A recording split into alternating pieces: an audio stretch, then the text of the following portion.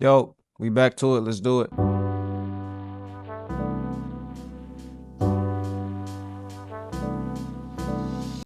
July 26th, 2022, 9:46 p.m. A surveillance camera at a community center in Georgia captured a seemingly ordinary moment. A 16-year-old girl standing and talking to a man in a police uniform just a few hundred feet from her home. She had no idea she was being watched, and she had no idea that this grainy footage would become the last confirmed sighting of her alive. What happened in the next few minutes would shatter a family, expose a dangerous predator hiding behind a police badge, and prove that sometimes the very people who swore to protect us are the ones we should fear the most. Because the person who abducted Susanna that night wasn't a stranger lurking in the shadows. He was someone the community trusted, someone who patrolled their streets, someone in uniform with a legally carried gun. This is the story of how a police officer became a killer, and how a family's worst nightmare became a community's shocking I ain't gonna lie, if he ain't getting life because he's in a police uniform and he's out there kidnapping a whole girl, if he not getting life, you know what I'm saying, then the justice system failed, bro. A lot of cops be getting a slap on the wrist, and I don't feel like that'd be right. reality. Earlier that day, Susana Morales had done what any 16-year-old would do on a summer evening. She'd told her mother she was going to visit one friend, then changed plans and went to see another, instead perfectly normal teenage behavior that would later take on tragic significance. The young girl with the bright smile and love for singing had spent the evening at Sterling Glen Apartments, a complex in Norcross, Georgia, just outside Atlanta. Susana was the baby of her family, adored by everyone who knew her. She spent hours practicing makeup tutorials in her room, had recently picked up the ukulele, and filled the house with her Ukulele. singing voice. Her mother would later describe how Susana's music made their home feel alive with joy. That Tuesday evening seemed no different from countless others. Around 10 p.m., Susanna began her walk home, a short trek of maybe half a mile along roads she knew well. Her phone, equipped with the Life 360 tracking application, showed her location in real time to family members who wanted to keep her safe. But safety was about to become an illusion. At exactly 9:46 p.m., the community center camera captured Susanna walking along the roadside, unaware that predatory eyes were watching her every step.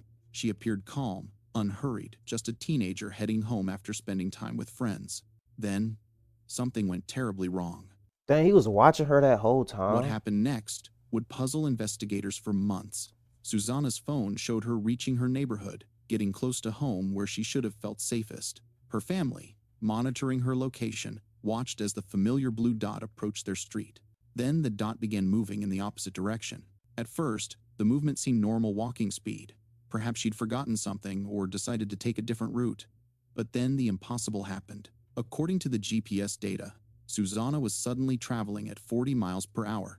She didn't drive, she didn't have a car, and nobody in her family was expecting to pick her up.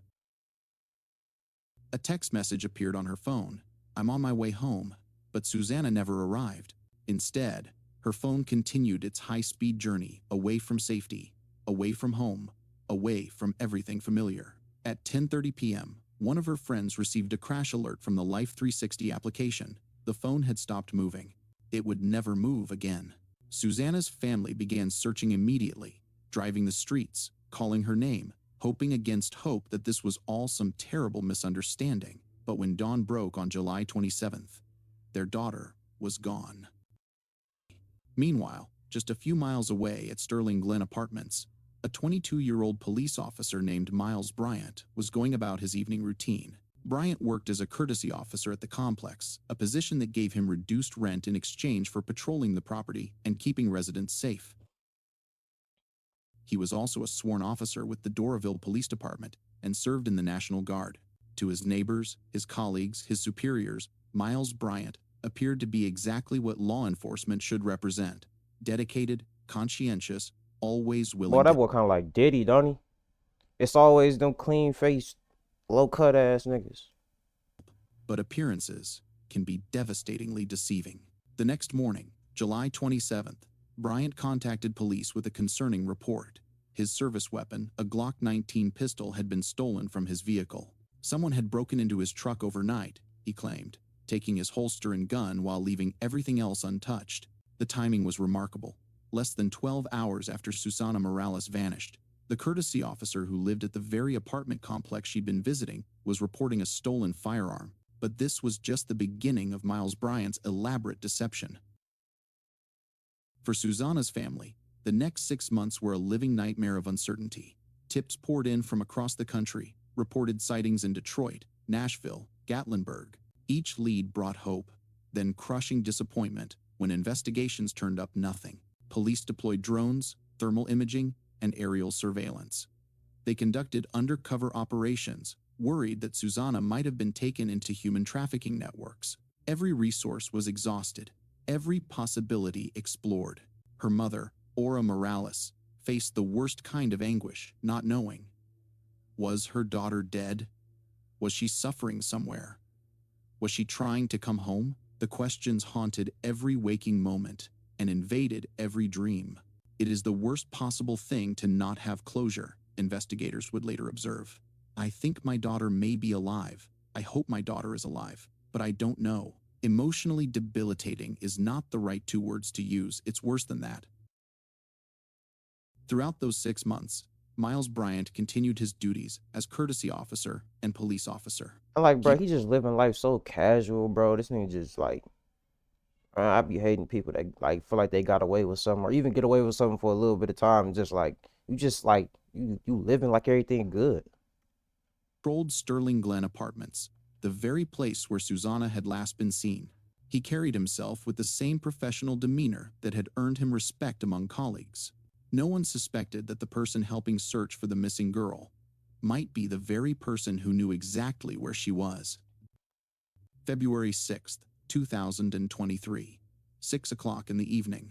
An off-road enthusiast was exploring remote areas near Drowning Creek Road and Highway 316 in Decatur, Georgia, more than 20 miles from where Susana had disappeared. What he found changed everything. The victim's remains, tragically decomposed, found across the forest floor. No clothing, no fibers, no forensic evidence remained. Just the evidence of time passed in the Georgia wilderness. The medical examiner would later determine that approximately 95% of Susana's remains were recovered, but several parts were missing, and without soft tissue, determining cause of death proved impossible. The lack of clothing indicated foul play. People Bro, don't. man, that's how you know it was like, it was the officer because like he got rid of the parts. And it's sad to say he got rid of the parts that will make it unidentifiable for them to see, for them to know who she is. Basically, like obviously this person who did it is calculated. Simply die without clothing in remote woods without criminal involvement. For investigators, the discovery was both heartbreaking and challenging. And he did that, like, come on, bro. Like, and then he tried to hide what he did. You know what I'm saying? Niggas be weird, bro. They finally had answers for Susana's family, but they also had a homicide case with precious little physical evidence to work with. That's when they made a discovery that would crack the case wide open. About 100 feet from Susana's remains, investigators found something that should never have been there. A Glock 19 pistol, abandoned on the forest floor. It hadn't been buried or hidden. It looked like it had simply been dropped and forgotten. When they traced the serial number, the results were shocking. This was the same weapon Miles Bryant had reported stolen on July 27th, the day after Susana disappeared. The same gun that had supposedly been taken from his truck by unknown criminals was now sitting in the woods where a murdered teenager had been found. The odds of this being a coincidence were astronomical. Investigators immediately focused on the courtesy officer, who had seemed so helpful, so concerned, so professional throughout the search for Susana. They were about to discover that Miles Bryant had been playing an elaborate game of deception from the very beginning. Detective Carter approached Bryant carefully. They needed him to talk, to explain the inexplicable connection between his weapon and the crime scene. But they also had to be strategic. Revealing too much too soon could cause him to stop cooperating entirely. Bryant agreed to come to the station for what he believed was a routine interview about his role as courtesy officer. He had no idea that investigators had already begun unraveling his carefully constructed lies. "We're literally talking to everyone here," Detective Carter explained casually. "We're just trying to document everything. We got no leads, man. Hopefully with your being in the know, with everything going on with the complex, we can maybe put some pieces together." Bryant played his part perfectly at first. suggesting various theories about who might have taken Susanna. He pointed to gang members, transients, suspicious characters who frequented the apartment complex. He seemed eager to help, concerned about the missing girl, frustrated by the lack of progress in the case. But investigators were watching for something else entirely, the subtle signs that would reveal when Bryant shifted from helpful witness to desperate suspect. While Bryant maintained his facade of innocence, Detective Carter was methodically analyzing phone records that would ultimately destroy every lie the officer had told. Bryant carried 2 phones, his personal device, and a work phone issued by the Doraville Police Department. Both phones created digital footprints that could be tracked through cell tower data, painting a precise picture of his movements on the night Susanna disappeared.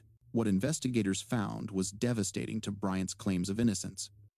But it's like he's a cop. Like he may not be a cop, he a courtesy cop. But at the same time, it's like, bro, you didn't think that you would be tracked on the phone that's a police phone? Like, are you stupid?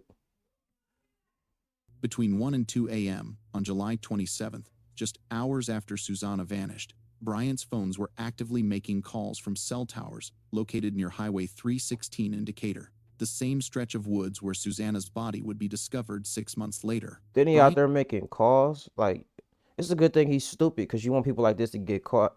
But it's like, bro, you're stupid. told investigators he spent that night driving around after arguing with his girlfriend, never mentioning any trip to remote woods 20 miles away. But the phone records didn't lie. His device was in the exact location where a murdered girl's remains would later be found. When confronted with this evidence, Bryant's carefully maintained composure began to crack.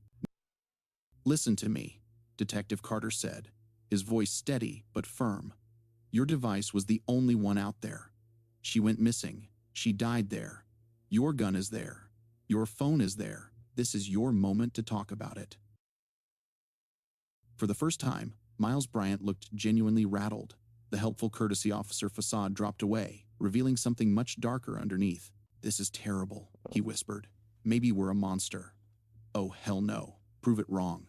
But the evidence was overwhelming. Bryant's own digital footprint had placed him at the crime scene. His weapon was found near the victim's remains. His story about the stolen gun fell apart under scrutiny. Most damning of all, investigators discovered that Bryant had lied about never having seen Susanna before. Witness testimony revealed that he had actually approached Susanna and her friends previously, offering them rides in his black truck encounters he had steadfastly denied during questioning. "If I killed somebody, I would know that," Bryant protested, but his protests rang hollow against the mounting evidence. The case was far from over, though. Phone records and circumstantial evidence could place Bryant at the scene. But like, you really had to wonder how he's a cop. He said, if I kill somebody, I would know that. That's the best shit you could come up with. Like, that's Proving murder without a definitive cause of death would require prosecutors to paint a complete picture of who Miles Bryant really was beneath his badge. As investigators dug deeper into Bryant's background, a disturbing pattern emerged. The helpful police officer had been living a double life for years, preying on vulnerable women while hiding behind his uniform in position of trust. Dating back to 2018, Bryant had begun burglarizing homes belonging to his high school classmates, specifically targeting young women. He would steal private items, personal belongings, anything that satisfied his twisted compulsions. Look, this nigga weird as shit, bro. You Even could after tell this was one of the people in the back of the classroom, always kept their head down and was in them notes. But they was always, you know what I'm saying, with the little hood on and shit. He was definitely a weird boy. his murder, his behavior escalated. Surveillance footage showed him attempting to break into a young woman's apartment while wearing his National Guard fatigues. He not even, like, you gotta think he gotta be like some type of stupid, bro. Cause like, he's not even trying to really hide himself. Like, he's not even going the proper way about doing this. He walking around in his uniform pants, trying doors. To force open her door despite her obvious fear and resistance. During searches of his digital devices, investigators found evidence that he had been using women's phones to send illicit content to himself, a violation of privacy that revealed his predatory mindset. The evidence painted a picture of someone who had been building toward violence for years, someone who used his authority and access to target victims, who trusted his badge. But would a jury believe that this decorated officer, this National Guard member with commendations and positive performance reviews, was capable of kidnapping and murder? June 5th, 2024. Almost 2 years after Susana Morales was taken from her family, Miles Bryant faced a jury of his peers in a It took Georgia 2 courtroom. years for them to get this nigga. He was supposed to serve and protect, the prosecutor told jurors during opening arguments. He is one of the people that we should trust to enforce the law, somebody we should hold to a higher standard, but he didn't do any of those things. Instead, he abused the law, and he used his badge and he used his position to satisfy his own predatory impulses. The prosecution's case was built on circumstantial evidence, but it was overwhelming in its totality. Phone records placed Bryant at the crime scene. His weapon was found near the victim's remains. Witness testimony proved he had lied about never encountering Susana before. Most powerfully, they presented evidence of his pattern of predatory behavior, the burglaries, the attempted break-ins, the escalating violence that had culminated in murder. He is a cop who turned into a killer, prosecutors argued. The defense faced an uphill battle. Their strategy focused on the lack of direct physical evidence, no DNA linking Bryant to Susana, no definitive cause of death, no eyewitness to the actual crime. "You don't have to like my client," defense attorney admitted to jurors. And in fact, at the conclusion of this trial, you're going to think that he is the most callous, uncaring coward that you have ever seen. However, he is not guilty. They suggested alternative theories. Perhaps Susana had overdosed. Perhaps she had been killed by someone else who coincidentally dumped her body near Bryant's gun. But these theories lacked evidence and credibility. The defense also attempted to portray Susana Bro, as it's a crazy how everybody can know who did it, but if you ain't got the proper evidence, bro, they can just kind of get away. That's what we be creating, like, these little vigilantes and shit. You know what I'm saying? People that want to come out there and just go. Because, like, how do you just let him get away with this? Like, come on. old teenager who might have put herself in dangerous situations, but her friends and family testified that she was a normal 16-year-old who had been safely walking home from a routine visit with friends. After just 2 hours of deliberation, the jury returned with their verdict. Count 1, malice murder. We, the jury, find the defendant guilty. Count 2, felony murder. We, the jury, find the defendant guilty. Kidnapping. We, the jury, find the defendant guilty. Miles Bryant was sentenced to life in prison without the possibility of parole. The jury had seen through his lies and recognized him for what he truly was, a predator who had used his badge as a hunting license. For Susana's family, the verdict brought some measure of justice, but it could never bring back their beloved daughter and sister. "I knew at that moment that we got him," Detective Carter reflected. "We had done our job. No one's above the law, and he got what he deserved." But the case raised disturbing questions about how someone like Miles Bryant had been able to operate for so long without detection. That's what I'm How had his saying. department missed the warning signs? How had the apartment complex failed to properly screen their courtesy officer? And then nobody report, like, the person that recorded him with the, I'm pretty sure that was a Ring camera. They recorded that person and they recorded him touching the door. Now, yeah, they didn't get the face, but, like, they didn't show the police that a man in green cargo pants, army fatigue cargo pants, was walking around pulling people doors. Like, it probably wouldn't have been that hard to find that name. Susana's family has filed a civil lawsuit against Sterling Glen Apartments, arguing that they should have conducted more thorough background checks before giving Bryant access to vulnerable residents. Their battle for accountability continues, driven by their determination to prevent other families from experiencing their devastating loss. The murder of Susana Morales exposed uncomfortable truths about predators who hide behind positions of authority. Miles Bryant wasn't some shadowy stranger lurking in alleys. He was someone the community trusted, someone who wore a uniform and carried a badge, someone who had sworn an oath to protect and serve. His But crimes it's probably like a good amount of weird cops like him that ain't caught. I gotta be careful out here, man. remind us that evil can wear any face, carry any credentials, and hide behind any institution. The very qualities that should make someone trustworthy: authority, access, community respect, can become weapons in the hands of those who abuse them. For law enforcement agencies, Bryant's case serves as a stark reminder of the importance of thorough background checks, ongoing psychological But I evaluation, would say and stop showing vigilant this picture right here, bro. Like he looked like the type that'd do it. Like he just looks so weird, bro. Look at that jawline on that shit. You know what I'm saying? supervision of officers. One bad actor doesn't You just a weird destroy looking ass lives, dude. they undermine public trust in all the good officers who genuinely serve their communities with honor. Detective Carter, who led the investigation, reflected on the broader implications. Just like any profession, you could run into having a bad egg. As a law enforcement officer, your job is to protect others who cannot be protected. This is a very sad case, apparently, of an officer who was not doing it for the right reasons. The investigation also highlighted the crucial role of modern technology in solving crimes. Without cell phone tracking data, without surveillance cameras, without digital forensics, Miles Bryant might never have been caught. Man. But technology alone wasn't enough. It took dedicated investigators who refused to accept easy answers and kept pushing for the truth. Number 14. Perhaps the most remarkable aspect of this tragic case is the courage shown by Susanna's family throughout their ordeal. During the trial, her mother Aura and sister Jasmine testified about their loss, sharing their pain with a courtroom full of strangers in hopes of securing justice. When asked how long she had waited for news about her daughter, Aura Morales answered in a voice breaking with emotion, almost 7 months. Asked what went through her mind when she heard Susanna's body had been found, she replied through tears, I did not. Why they be asking stuff like this, bro? Like I don't know actually. Matter of fact, like that's just some weird questions and like it's just inappropriate questions to be asking. Like what were you thinking when you found out that she died? Like, but I don't want to talk about that in front of a whole bunch of random people. That news. I was waiting for her, and I'm still waiting for her. Their strength in the face of unimaginable loss inspired investigators to work tirelessly on the case.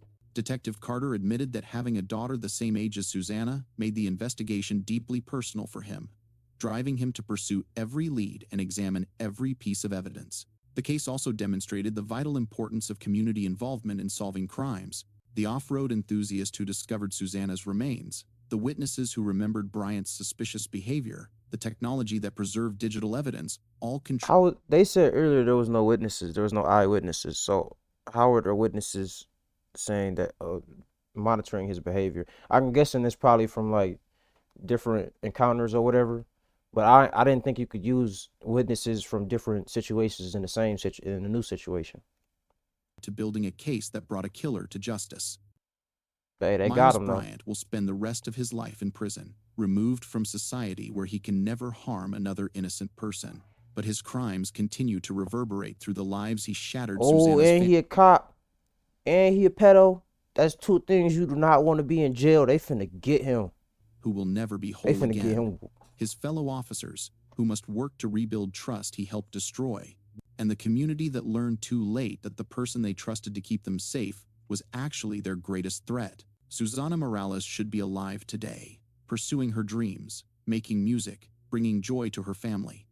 Instead, she became a victim of someone who perverted everything his badge was supposed to Man, they gotta whip represent. that boy Her cold memory every deserves day. better than that. It deserves a commitment to ensuring that those entrusted with our safety are worthy of that trust. The case reminds us that in our modern world, predators don't always lurk in obvious places. They can be the courtesy officer patrolling your apartment complex, the helpful authority figure offering assistance, the uniformed professional you're taught to trust. Recognizing this reality isn't about becoming paranoid or suspicious of all authority. It's about remaining vigilant and teaching our children to trust their instincts even when someone appears trustworthy. Miles Bryant thought his badge would protect him, that his position would place him above suspicion. He was wrong. Justice may sometimes move slowly, but it rarely fails to arrive for those patient enough to pursue it with dedication and courage. And while nothing can bring Susanna Morales home, her family can take some comfort in knowing that her killer will never harm another innocent person. In the end, that may be the most fitting tribute to a young woman whose life was cut tragically short, ensuring that her death helped prevent other families from experiencing the same devastating loss. The last surveillance footage of Susanna shows her walking confidently toward home, unaware of the danger ahead. Today, that image serves not just as evidence in a criminal case, but as a reminder of how precious and fragile life can be, and how important it is to protect those who cannot protect themselves. Miles Bryant failed in that most fundamental duty. He chose predation over protection, personal gratification over public service. His conviction ensures he will pay the ultimate price for that choice, spending the rest of his life behind the same kind of bars he once put others behind. Justice for Susana Morales has been served, but her memory lives on a bright light, extinguished too soon, but never forgotten by those who loved her, or by the I ain't gonna lie, man. If it's some real niggas in there, man, he ain't gonna make it. He ain't gonna make it to life. You see what I'm saying? And I hate, like, even though they did give him and everything, I just hate when they kind of still win, or not win. He didn't win, but like he got her basically, and that should be irritating, man. But that's probably gonna cap it off here, man. I'll catch you on the next one.